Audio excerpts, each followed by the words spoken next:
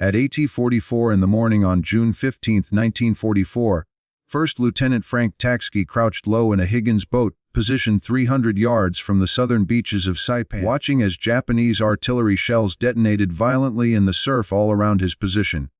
The 29-year-old Marine officer, originally from New Brighton, Pennsylvania, commanded a force of 40 men, positioned behind him in the cramped landing craft. Every single one of these men had been deliberately selected from military brigs or punishment details throughout the division, and the mission they were about to undertake required them to operate completely alone behind enemy lines for extended periods of days at a time. They would be facing an island garrison that intelligence estimates placed at approximately 30,000 Japanese troops. Tachsky's scout sniper platoon had undergone intensive training for 6 months at Camp Tarawa in Hawaii, but the assault on Saipan would represent their first actual combat operation. Marine Corps planners had already calculated through statistical analysis that scout sniper casualties throughout the Pacific Theater averaged a devastating 73%.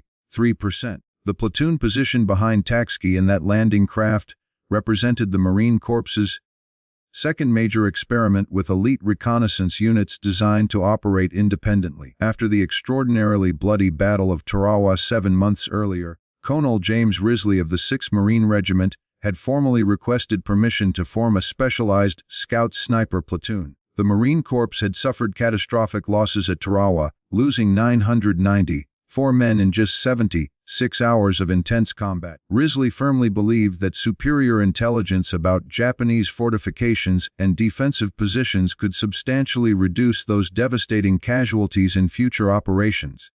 He needed men who possessed the ability to kill silently without detection, accurately map enemy positions under extreme pressure, and survive completely alone in hostile territory without support. Standard Marine training programs produced excellent riflemen and assault troops who could execute frontal attacks effectively, but Risley needed something fundamentally different for this specialized mission. He needed men who could think independently for themselves, who habitually ignored conventional rules and regulations, who fought dirty without hesitation. He discovered exactly what he needed in the punishment details throughout the division. Tachsky had developed very specific recruiting criteria for selecting his men. When 2 Marines got into a physical fight, the winner invariably went to the brig, while the loser went to the infirmary for medical treatment. Tachsky specifically wanted the winners for his unit. A man with an established disciplinary record for brawling had conclusively proven he could handle himself effectively in close combat situations. The Marine Corps officially called such men troublemakers and discipline problems. Tachsky called them survivors who knew how to win fights. Over a period of 2 months at Camp Tarawa, he systematically assembled 42 Marines from various punishment details scattered across the entire 2nd Marine Division. The youngest recruit was 17 years old. The oldest was 34. Most of them had accumulated criminal records before even joining the Marines. Several had been arrested multiple times for theft, assault, or fighting in civilian life. One had worked professionally as a boxer. Another had been employed as a bodyguard for a Chicago gangster. The Marine Corps had given these men a straightforward choice: military prison or combat duty. They unanimously chose combat. The training program at Camp Tarawa focused intensively on specialized skills that the regular Marine Corps simply did not teach to standard infantry units. Silent killing techniques using knives and bare hands without making any sound.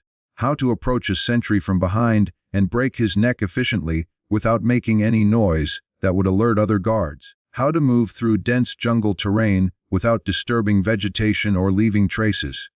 How to read Japanese maps and military documents written in their language. How to effectively call in naval gunfire and artillery strikes on enemy positions. The platoon practiced extensively with M1903 Springfield rifles specially fitted with 8-power inertial scopes for precision shooting. They learned to shoot accurately from 600 yards distance and consistently hit a man-sized target. They trained intensively with bazookas, learning the proper techniques to destroy tanks in heavily fortified positions. They studied Japanese tactical doctrine in detail, learning exactly how the enemy typically defended islands, and where they characteristically positioned troops and weapons. The platoon also learned the essential skill of stealing supplies. Marines were already notorious thieves by absolute necessity throughout the Pacific. The Marine Corps was demonstrably the poorest equipped branch of the entire American military establishment in 1944. Marines routinely received surplus weapons left over from World War I, outdated equipment that other services had discarded, and inadequate rations that were insufficient for combat operations. To survive and function effectively, they systematically stole from better supplied Army and Navy units whenever possible. Tachsky's men excelled particularly at theft operations. They conducted raids on Army supply depots for food, Navy warehouses for equipment, and even successfully stole jeeps and trucks when needed. Other Marines throughout the 6th Regiment nicknamed them the 40 Thieves. Because of their legendary stealing abilities, the name stuck permanently. By June 1944, the 40 Thieves had completed their comprehensive training program. They knew how to fight effectively, how to hide successfully, and how to kill without making any noise. They had thoroughly memorized Japanese fortification patterns from extensive study, and carefully studied aerial photographs of Saipan taken by reconnaissance aircraft. They understood their mission completely. Land with the first assault wave hitting the beach. Push inland rapidly ahead of the main force. Locate Japanese positions and radio precise coordinates back to artillery and naval gunfire unit. Then disappear completely into the jungle and continue systematically mapping enemy fortifications for days at a time behind enemy lines. No support would be available. No rescue if captured by the enemy. The intelligence briefings had been absolutely clear about what awaited them on Saipan. Saipan was the first actual Japanese territory that American forces would invade during the war. The island was considered an integral part of Japan itself, not occupied foreign territory. The Japanese would defend it with absolutely suicidal determination. The garrison included 30,000 Imperial Army and Navy troops, plus thousands of armed civilians who would fight. The island measured 14 miles long and 5 miles wide.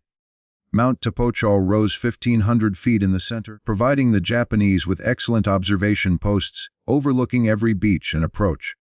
The Japanese had constructed concrete pillboxes, interconnected trenches, and underground bunkers throughout the entire island. They had carefully registered every beach and valley for pre-planned artillery and mortar fire. American casualties were expected to exceed 50% of the assault force. The Higgins boat's ramp dropped suddenly into chest-deep water. Tachsky led his men forward through the surf as Japanese machine gun fire kicked up spray all around them. They reached the beach at precisely 8:47 in the morning. Japanese mortars immediately began landing among the assault waves with devastating effect. Men died in the surf, on the sand, at the seawall. Tachsky's platoon moved inland fast, following their training. Their orders were simple and direct: keep moving forward, find the Japanese positions, radio their locations back, stay alive. By 9:30 in the morning, they had pushed 300 yards inland, advancing farther than any other Marine unit currently on the beach. They found themselves completely alone in enemy territory with 30,000 Japanese soldiers somewhere in the jungle ahead of them. Night would fall in 9 hours. That was when their real mission would actually begin. The 40 Thieves moved carefully through dense jungle growth, maintaining 50 yards spacing apart, maintaining visual contact through hand signals that Tachsky had specifically developed during their training period. Standard Marine tactics called for units to stay together in formation, advance in organized lines, and maintain constant radio contact with command headquarters. Tachsky's orders were fundamentally different from standard procedure. His platoon would operate independently without direct supervision, reporting enemy positions regularly but making their own tactical decisions in the field. No other Marine unit operating on Saipan had that level of authority and independence. At 10:15 in the morning, Sergeant Bill Nuppel spotted the first significant Japanese position. A concrete pillbox built solidly into the side of a ridge with carefully planned interlocking fields of fire, covering the entire valley below, where the 2nd Marine Division would advance later that afternoon. The pillbox housed a Type 92 heavy machine gun with a crew of 7 soldiers. The Japanese had expertly camouflaged the position with vegetation and positioned it to remain completely invisible from the beach and approaches. Marine assault units advancing through the valley would walk directly into the kill zone without warning. Tachsky's map showed 3 possible routes for the Marine advance through that area. The Japanese machine gun position covered all three routes effectively. Taking out the position would save dozens, possibly hundreds of Marine lives during the afternoon advance. But attacking it would immediately reveal the Forty Thieves' position and seriously compromise their reconnaissance mission. Tachsky made the critical decision in 30 seconds. The platoon had carried a bazooka specifically for situations exactly like this. Private Marvin Strombo positioned himself carefully 80 yards from the pillbox, while the rest of the platoon provided security and watched for enemy patrols. At 10:32 in the morning, Strombo fired one rocket round. The rocket hit the pillbox's firing slit perfectly and detonated inside the confined space. The explosion killed the entire Japanese crew instantly. Before the smoke had even cleared from the explosion, Tachsky's platoon had already moved 300 yards deeper into the jungle. They left absolutely no trace of their presence, except the destroyed pillbox smoking behind them. When 2nd Marine Division units advanced through the valley 4 hours later that afternoon, they encountered no machine gun fire from that ridge position. By noon, the Forty Thieves had successfully identified and mapped 17 separate Japanese positions, 8 machine gun nests, 4 mortar pits, 3 artillery observation posts, and 2 ammunition storage areas. Tachsky radioed the precise coordinates back to regimental headquarters, using encoded transmission protocols to prevent interception. Within 20 minutes, naval gunfire from destroyers positioned offshore began systematically hitting the targets with 5-inch shells. The Forty Thieves watched from carefully concealed positions as the shells demolished Japanese fortifications they had marked just 30 minutes earlier. This was their mission executed perfectly: find the enemy, mark them for destruction, and move on before the Japanese realized what was happening. The platoon's advance carried them 2 miles inland by early afternoon, well ahead of any other American unit on the island. They moved through terrain that the Marines would not reach for 3 more days of fighting. Every 100 yards revealed new Japanese positions that intelligence had not identified. The island was far more heavily fortified than intelligence estimates had predicted. Tachsky counted over 200 enemy soldiers in one valley alone, dug into positions that would require days of frontal assault to capture using conventional tactics. But with accurate coordinates provided by scouts, naval gunfire could destroy those positions in minutes without risking Marine lives. The Forty Thieves were fundamentally changing how the Marine Corps fought battles. At 3:40 in the afternoon, the platoon discovered something completely unexpected that would change the entire battle. A Japanese tank battalion staging area. 37 Type 97 medium tanks sat under camouflage netting in a grove north of Charan-Kanoa. Marine intelligence had estimated the Japanese possessed maybe a dozen tanks total on Saipan. The Forty Thieves had just found 3 times that number concentrated in one location. The tanks represented the single most serious threat to the American beachhead. Japanese doctrine called for mass tank attacks at night, when American naval gunfire would be significantly less effective. If these 37 tanks attacked the beach after dark, they could potentially break through Marine lines and reach the vulnerable supply areas where ammunition and fuel were stored. Tachsky immediately radioed the coordinates to headquarters. The response from headquarters came back within 8 minutes. Naval gunfire was already fully engaged, supporting Marine units pinned down near the beach. Airstrikes were committed to other priority targets. Artillery was still being unloaded from ships offshore. No assets were available to hit the tank battalion for at least 4 hours. By then it would be dark, and the tanks would likely have moved to attack positions. Tachsky looked at the 37 tanks and made a quick calculation. His platoon carried 6 bazookas with 6 rounds per bazooka, 36 rockets total, 37 tanks. The math was almost perfect. The decision he was considering violated every tactical principle the Marine Corps taught at any level. A 40-man unit does not attack a tank battalion under any circumstances. But Tachsky had not recruited Marines who followed principles blindly. He had recruited men who fought dirty and survived by any means necessary. At 4:15 in the afternoon, he gave the order to prepare for assault. The Forty Thieves would attack the tank battalion themselves. If they succeeded, they would prevent a potential disaster at the beachhead that could cost thousands of lives. If they failed, 40 men would die, and no one would ever know what happened to them in that jungle grove. Strombo checked his bazooka carefully and counted his rockets. 6 shots to kill 6 tanks. Then it would come down to close combat, with whatever weapons they had left. Tachsky positioned his 6 bazooka teams in a semicircle around the tank staging area, spacing them 40 yards apart to maximize coverage and create crossfire. Each team consisted of a shooter and a loader working together. The plan was simple and direct: hit as many tanks as possible in the first 30 seconds of the attack, then withdraw immediately into the jungle before Japanese infantry could organize a response. The Marines knew realistically they would not destroy all 37 tanks, but even disabling 10 or 15 would significantly reduce the threat to the beachhead and save Marine lives. At 7:25 in the afternoon, as the teams moved carefully into their final positions, something changed dramatically.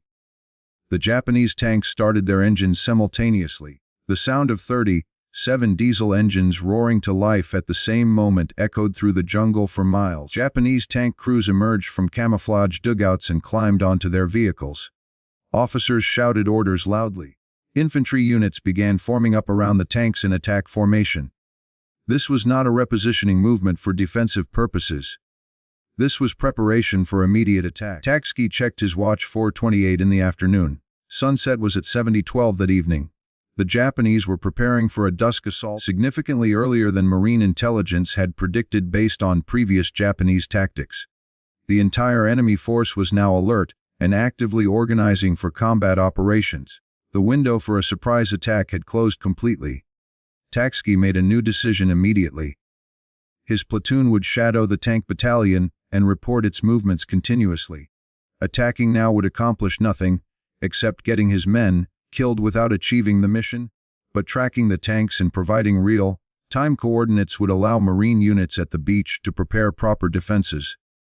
He radioed headquarters with updated information. Enemy tank battalion mobilizing for attack, estimated time of arrival at American lines between 700 and 800 that evening. The response came back immediately: maintain observation. Do not engage under any circumstances. Continue reporting position. The tank battalion began moving at 5:07 in the afternoon. They advanced in 2 parallel columns along separate routes toward the coast. Japanese infantry units moved alongside the tanks, approximately 1,000 soldiers total. This was a major assault operation, not a probing attack. The Japanese intended to break through Marine lines and reach the beaches before nightfall.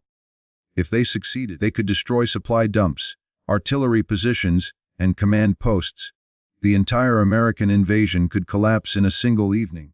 The 40 Thieves followed the enemy formation carefully, staying 200 yards to the flank and using jungle cover for concealment. Every 10 minutes, Tachsky radioed updated coordinates, showing the enemy's exact position and direction of movement.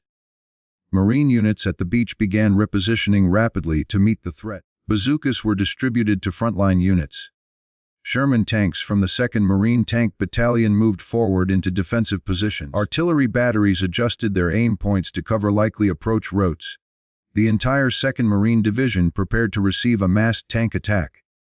At 6:15 in the evening, approximately 1 mile from the beach, the Japanese formation halted unexpectedly. Officers gathered for a conference in the open. Tachsky observed them through binoculars from 300 yards away. The Japanese were clearly arguing about something important. One officer pointed toward the coast. Another gestured toward the north. A third officer unrolled a map on the ground. The conference lasted 11 minutes. Finally, the officers returned to their units and the formation changed direction completely. Instead of continuing straight toward the beach as expected, the tanks turned north. The maneuver surprised Tachsky completely.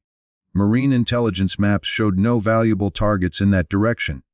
The area was mostly jungle and rough terrain unsuitable for armor. But the Japanese clearly had a specific objective in mind.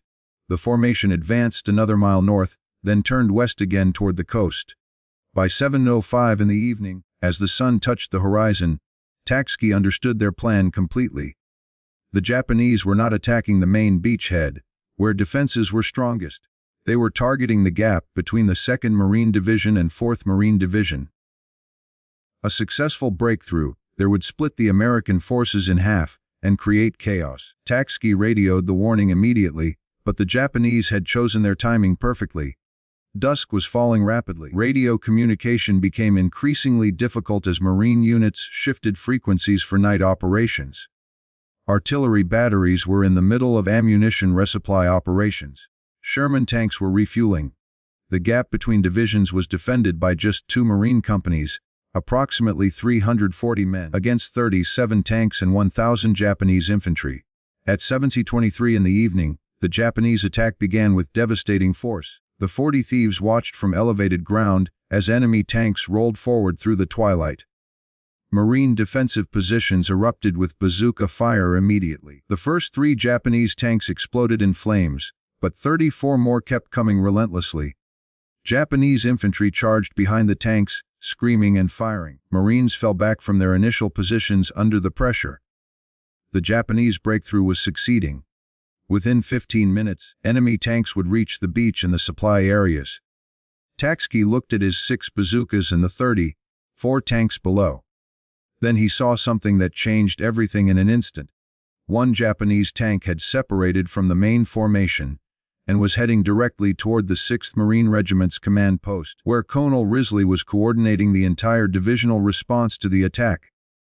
The Type 97 tank moved through the darkness at approximately 15 miles per hour, following a ravine that led directly to the command post location. The Japanese tank commander had identified a critical weakness in Marine defenses, a 200-yard gap where jungle terrain prevented easy positioning of anti-tank weapons. If the tank reached the command post, it could destroy radio equipment, kill senior officers, and paralyze the entire regimental response to the main attack. Colonel Risley and his staff were approximately 400 yards away, completely unaware of the approaching threat. Tachsky had maybe 3 minutes to act before the tank reached the command post. He grabbed Private Herbert Hodges, the best bazooka shooter in the entire platoon. Hodges had destroyed 6 targets during training at Camp Tarawa without missing a single shot. But training targets did not move, did not shoot back, and did not have armor plating specifically designed to deflect rockets. The Type 97's frontal armor was 50 millimeters thick, enough to potentially deflect a bazooka round fired at the wrong angle. Hodges would need a perfect side shot to guarantee penetration and destruction. Tachsky and Hodges moved down the slope at a dead run, racing to intercept the tank before it reached the command post. They reached a position 30 yards from the tank's projected path at 7:31 in the evening. Hodges dropped prone and aimed the bazooka carefully. The tank emerged from the ravine 20 seconds later. Its turret was rotating slowly, searching for targets. The commander stood in the open hatch, scanning the darkness with binoculars. Hodges waited patiently. A moving tank was significantly harder to hit than a stationary one. He needed the perfect moment. The tank continued forward steadily 20 yards, 20 yards, 15 yards. Then it stopped. The engine idled. The commander was checking his map, trying to confirm his position in the darkness. Hodges fired at 7:32 in the evening. The rocket hit the tank's left side just below the turret ring, exactly where the armor was thinnest. The shaped charge penetrated and detonated inside the crew compartment. The explosion killed all 4 crew members instantly. The tank's ammunition cooked off 6 seconds later, and the entire vehicle erupted in flames that lit up the jungle. The fireball lit up the jungle for 300 yards in every direction. Japanese infantry advancing nearby saw the explosion and assumed they had encountered a major Marine defensive position with multiple weapons. They redirected their assault away from the command post and toward what they thought was a larger threat. Tachsky's bazooka shot had accomplished more than destroying one tank. It had inadvertently misdirected an entire Japanese infantry battalion away from the most vulnerable point in Marine defenses. The command post remained secure. Colonel Risley continued coordinating the divisional response without interruption, but the bazooka's muzzle flash had revealed Tachsky's position to every Japanese soldier within 500 yards. Enemy machine gun fire began raking the area where the 40 Thieves were positioned. Mortar rounds started falling with increasing accuracy. The platoon had to withdraw immediately or risk being overrun by superior numbers. The withdrawal through jungle in complete darkness, while under fire, tested everything the 40 Thieves had trained for over 6 months. Standard procedure called for units to stay together and move as a group, but jungle terrain and enemy fire made that impossible. The platoon split into small teams of 4 or 5 men each, moving independently toward predetermined rally points they had identified earlier. Japanese patrols were everywhere, actively searching for the Marines who had destroyed their tank. Several times, 40 Thieves teams found themselves within yards of enemy soldiers. They relied on silent movement and concealment rather than engaging. One firefight would reveal their position and bring overwhelming enemy response. Private Strombo's team encountered a Japanese patrol at 8:05 in the evening.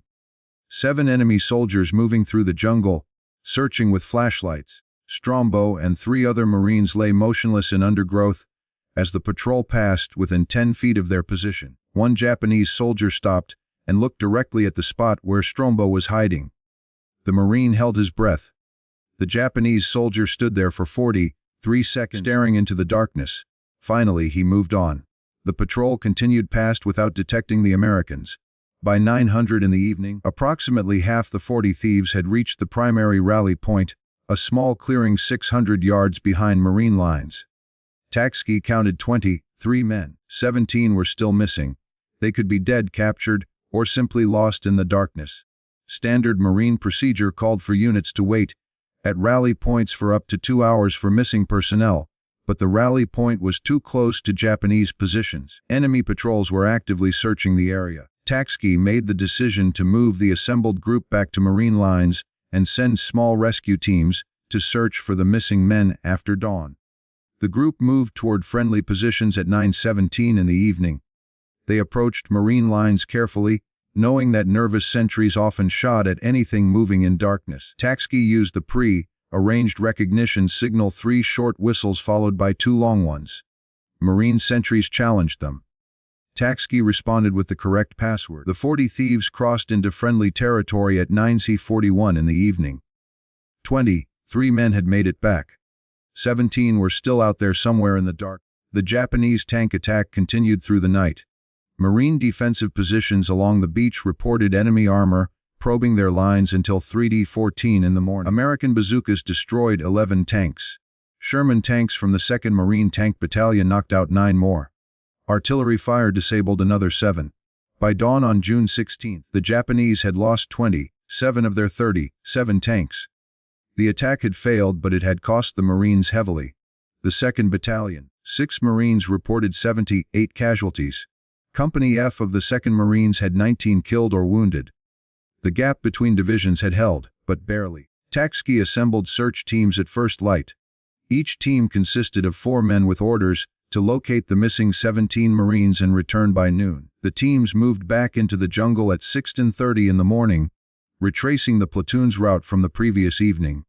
They found the first body at 7:05 in the morning. Private Donald Evans had been shot twice in the chest, probably during the withdrawal under fire. He had died instantly. His dog tags were missing. The Japanese often collected American dog tags as trophies. The team buried Evans in a shallow grave, marked with his rifle and helmet. The second team found 3 more bodies at 8:20 in the morning. These Marines had been captured alive, then executed. Their hands were tied behind their backs. They had been bayoneted. Japanese forces on Saipan rarely took prisoners. The Imperial Army considered surrender dishonorable and extended that contempt to enemy soldiers who surrendered. But these 3 Marines had not surrendered. They had been wounded, captured, and murdered. The search team reported the discovery to Tachsky by radio. He ordered them to continue searching for the remaining 13 missing men. By 10:00 in the morning, search teams had located 6 of the missing Marines alive. They had become separated during the night withdrawal, but had successfully evaded Japanese patrols and reached Marine lines at different locations. That brought the count to 29 men accounted for. 13 were still missing. At 11:15 in the morning, one of the search teams made radio contact. They had found 5 more Marines hiding in a cave system approximately 1 mile behind Japanese lines. The Marines were alive, but pinned down by enemy patrols. They could not move without being detected. Tachsky faced another critical decision. He could request artillery support to create a diversion, allowing the trapped Marines to escape. But artillery fire would alert the Japanese to American interest in that specific location, potentially leading to increased patrols and making future rescue attempts impossible. or he could send a rescue team immediately, relying on stealth and speed to extract the trapped men before Japanese forces could respond. The first option was safer, but slower. The second option was faster but riskier. Tachsky chose speed. He assembled a 6-man rescue team and moved out at 11:47 in the morning. The team reached the cave system at 12:33 in the afternoon. The 5 trapped Marines were exhausted and dehydrated, but uninjured. They had spent the night listening to Japanese patrols pass within yards of their hiding position. One Marine had malaria and was running a fever of 103 degrees. Another had dysentery and could barely walk. The rescue team distributed water and medical supplies, then prepared to move. The extraction required the team to cover 1 mile through Japanese-controlled territory in broad daylight. Standard Marine tactics called for moving in darkness, but the trapped Marines could not survive another 12 hours without medical attention. The fever case needed immediate evacuation. The dysentery case was severely dehydrated. Tachsky decided to move immediately and rely on speed rather than concealment. The combined group of 11 Marines began moving toward friendly lines at 1:05 in the afternoon. They made it 400 yards before encountering a Japanese patrol. 20 enemy soldiers moving through the jungle in a standard search formation. The Marines had 2 choices: hide and hope the patrol passed without detecting them, or ambush the patrol and eliminate the threat. Hiding risked discovery. Ambushing risked bringing more Japanese troops to investigate gunfire. Tachsky chose ambush. The element of surprise would give the Marines a brief advantage. If they could eliminate the entire patrol in 30 seconds, before anyone could fire a shot or radio for help, they might escape undetected. The Marines positioned themselves in a classic L-shaped ambush formation. 8 men along the patrol's line of march. 3 men at the end of the L to catch anyone who tried to escape. The Japanese walked directly into the kill zone at 1:23 in the afternoon. Tachsky gave the signal. 11 Marines opened fire simultaneously. The Japanese patrol was destroyed in 7 seconds. 20 enemy soldiers killed. No survivors, no radio transmissions. But the gunfire had been heard for at least half a mile in every direction. Japanese units throughout the area would be converging on this location within minutes. The Marines moved at a full run, abandoning stealth for speed. Behind them, Japanese voices shouted commands. Whistles blew. The sound of enemy units mobilizing echoed through the jungle.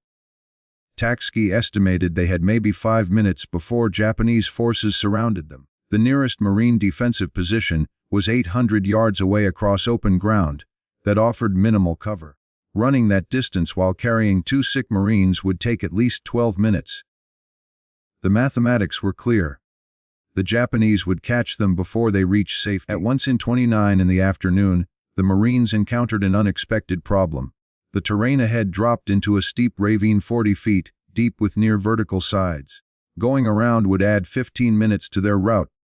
Going down and back up would slow them significantly, but staying on the ridge meant certain contact with pursuing Japanese forces. Tachsky chose the ravine.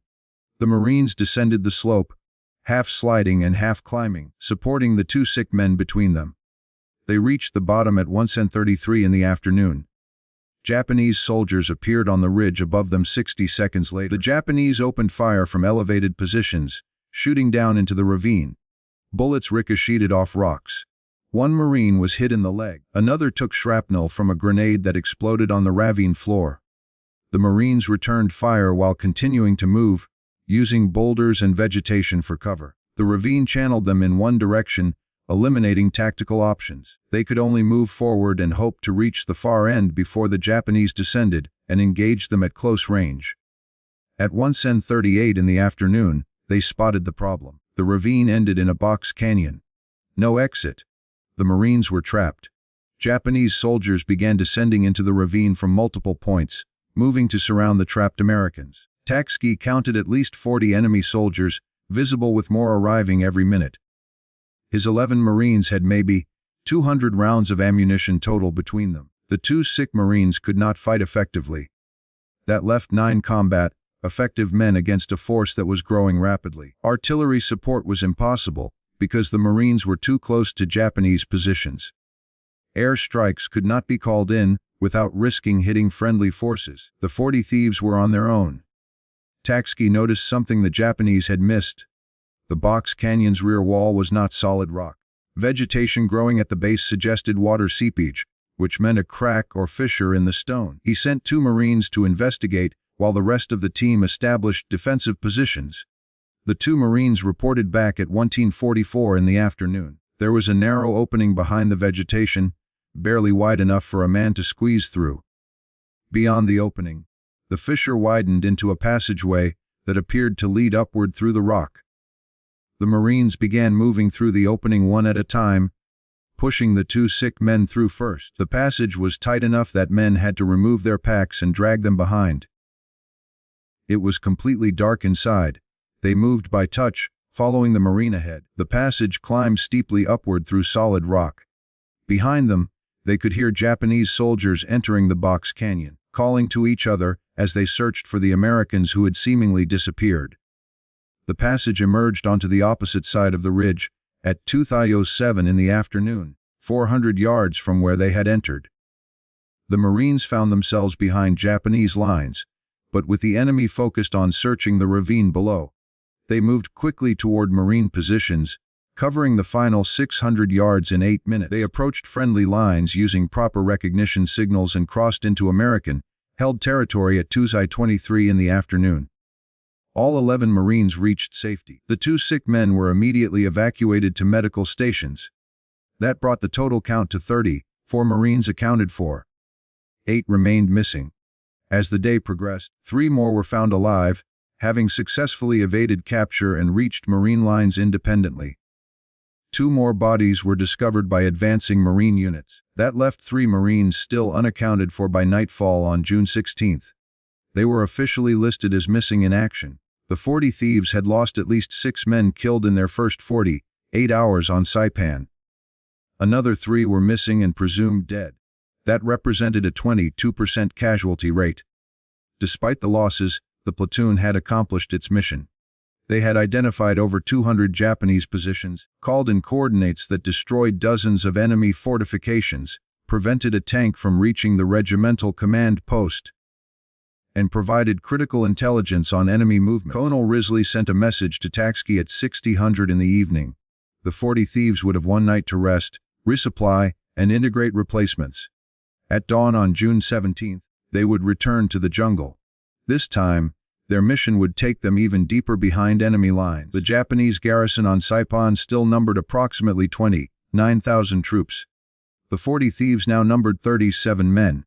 At 5:30 in the morning on June 17, the 40 Thieves moved out from Marine lines in complete darkness. Their objective was a ridge system 3 miles inland that Marine intelligence believed contained Japanese artillery positions. Those guns had been shelling American positions continuously for 2 days, killing dozens of Marines and disrupting supply operations. Aerial reconnaissance could not locate the guns because the Japanese had camouflaged them inside caves. Only ground reconnaissance could find them. The mission required the 40 Thieves to penetrate deeper behind enemy lines than any American unit had yet gone on Saipan. The platoon moved in complete silence using hand signals for communication. They covered the first mile in 47 minutes without encountering Japanese patrols. The second mile took longer because the terrain became increasingly difficult.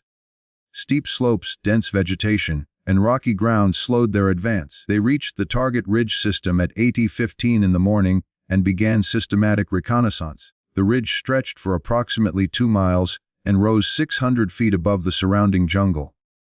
Japanese positions were everywhere.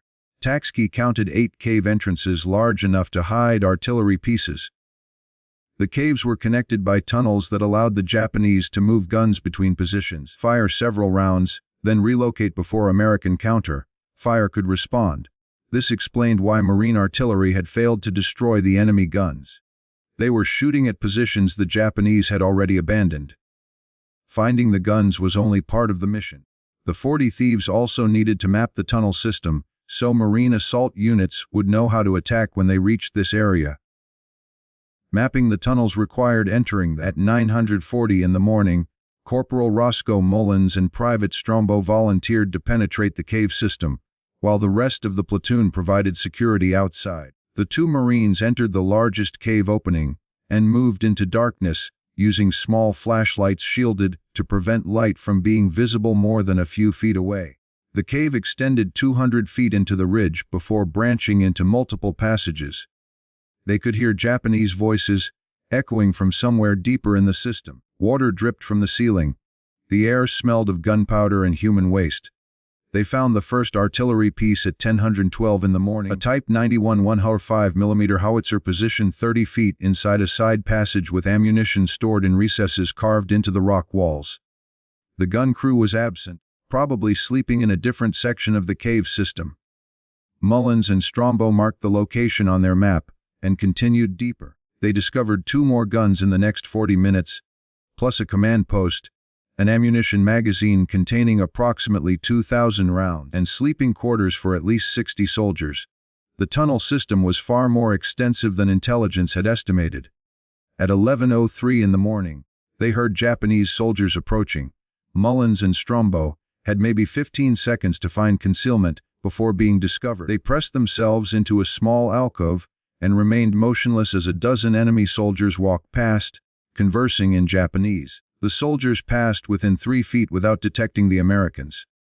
After the patrol moved on, the 2 Marines decided to exit the cave system. They had gathered enough intelligence. Staying longer risked capture or discovery. They emerged at 11:27 in the morning and rejoined the platoon. Tachsky examined their map. The tunnel system connected all 8 cave entrances and contained at least 6 artillery pieces, possibly more. Standard Marine assault tactics would fail against this position. Infantry could not storm the caves because machine guns covered every entrance. Artillery fire would be ineffective because the caves were too deep. The only solution was to seal the entrances, trapping the Japanese inside, then systematically destroy each sealed position with demolitions. But that required Marine engineers with explosives, and those units were still days away from reaching this area. At 12:15 in the afternoon, the platoon began moving toward their secondary objective, the town of Garapan, Saipan's administrative capital before the war. Marine intelligence wanted to know if Japanese forces were defending the town or if they had withdrawn to more defensible positions inland.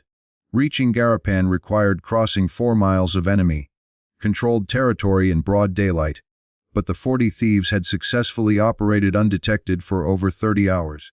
Tachsky believed they could complete 1 more reconnaissance mission before withdrawing to Marine lines. They approached Garapan from the east at 3:40 in the afternoon. The town had been heavily bombed by American aircraft and shelled by naval gunfire. Most buildings were destroyed or damaged, but the 40 Thieves could see Japanese soldiers moving through the ruins, indicating the enemy still maintained a presence. Tachsky needed closer reconnaissance to determine enemy strength and positions. At 4:05 in the afternoon, he made a decision that would become legendary in Marine Corps history. 5 Marines would enter Garapan in broad daylight, conduct reconnaissance, and return with intelligence. The mission was virtually suicidal, but it was also exactly the kind of operation the 40 Thieves had been created to perform. Tachsky selected 4 Marines for the Garapan reconnaissance: Strombo, Mullins, Corporal Kazi, and Private Don Evans. 5 men total, including himself. They removed all equipment that might make noise: canteens, extra ammunition, grenades. They carried only rifles, knives, and sidearms. At 4:23 in the afternoon, they moved toward Garapan's eastern edge. The ruins provided excellent cover, but also concealed Japanese positions. Every destroyed building could hide enemy soldiers.